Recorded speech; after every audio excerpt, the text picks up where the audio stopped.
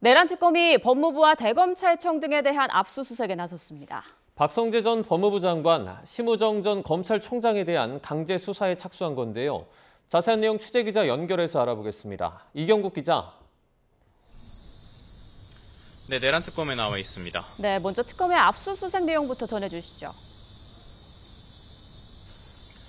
네, 내란 특검이 오늘 오전 9시 반부터 법무부와 대검찰청, 서울구치소와 박성재 전 법무부 장관 자택에 대한 압수수색을 벌이고 있습니다.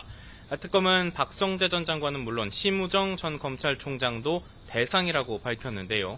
실제 대검 검찰총장실과 심 전 총장 휴대전화 등도 압수수색 대상에 포함된 것으로 파악이 됐습니다.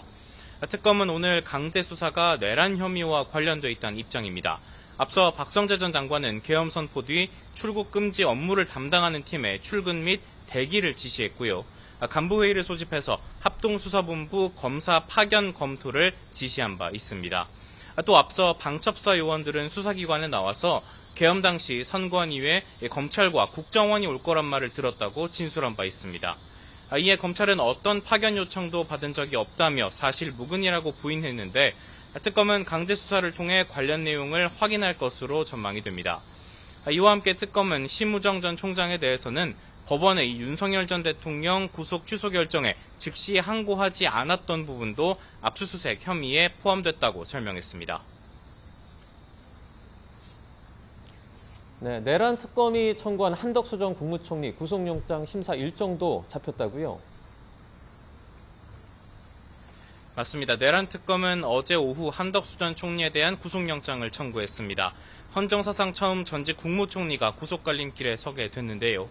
서울중앙지방법원은 모레, 그러니까 오는 27일 낮 1시 반에 한 전 총리 구속영장 심사를 진행하기로 했습니다.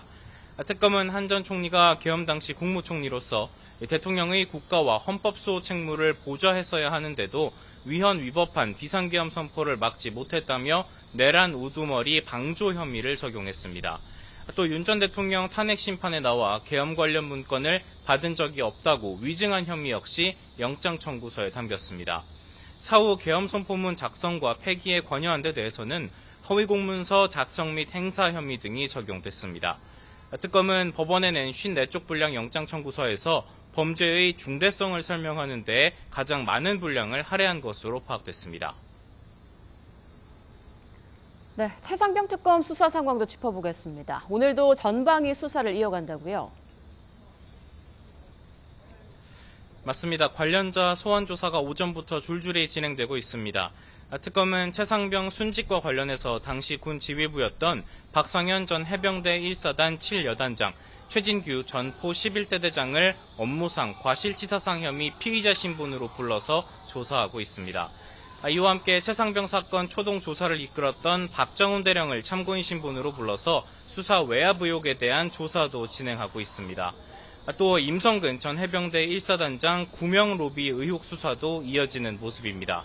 관련해서는 구명 로비 통로로 지목된 이른바 멋쟁 해병 단체 대화방 구성원인 송호종 씨가 참고인 신분으로 특검에 출석했습니다. 지금까지 내란 특검에서 전해드렸습니다.